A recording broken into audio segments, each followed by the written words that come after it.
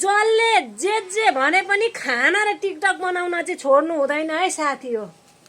त मन पर्नेले like comment गरिहाल्नुहुन्छ, मन नपर्नेले पिलित्त ओठली पारेर गरेर आँखा यत्र गोरुका जत्र आँखा फर्काएर पिलित्त पारेर उँभो सारिहाल्छन् मन नपर्नेले होइन।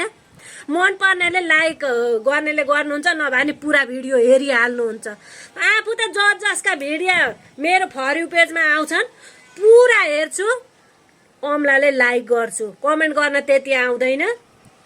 अनि जसका भिडियो मैले पुरा फुल वाच गरेर हेरेकी छु उहाँहरुकोमा त मेरो भिडियो अवश्य जान्छ। टिकटकको नियमै हो, जसका भिडियो पुरा हेर्छु हेरो नि उसको भिडियो त फर यू पेजमा कुद्दछ हेर्नु। अनि रिस गर्नेलाई रिस गरिरहन् न, रिस गर्नै दिनुपर्छ होइन। मन पर्नेले लाइक गर्नुपर्छ, पुरा हेर्नुपर्छ।